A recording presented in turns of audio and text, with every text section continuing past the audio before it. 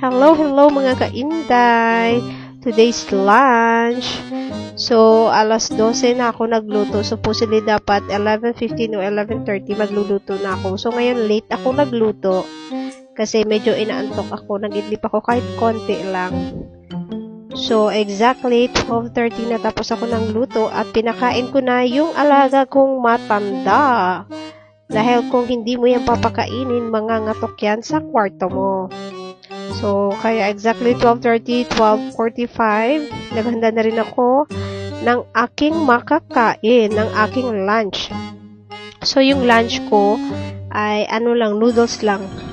Siguro mga maliit lang talaga ng bowl ng noodles tsaka isang fishball. Tsaka meron minced meat with spring onion. Yun lang talagang lunch. Hindi ako kumakain ng maraming lunch. Kasi usually, supposedly, hindi ako kumakain ng lunch. Nagle-late breakfast lang ako, nagba-brunch lang ako. So, heavy meal lang kinakain ko sa umaga para hindi na ako makakain sa lunch. Pagdating naman sa gabi, nag-early dinner ako around 5:30 or 5 to 6. Ganyan, 5 to 6 to pinaka-late ko ng dinner is 6:30.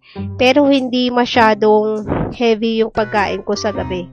Yung heavy ko na pagkain is sa umaga lang talaga. Kasi sa gabi hindi na tayo makapag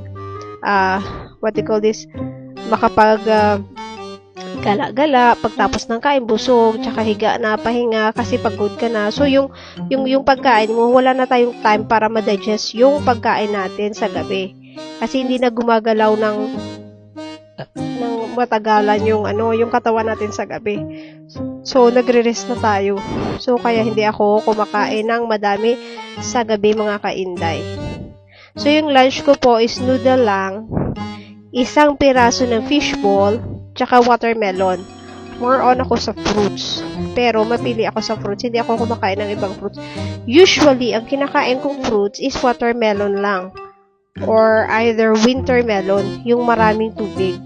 Kaya, mas nabubusog ako sa prutas bago ako kumain ng pagkain ng proper meal.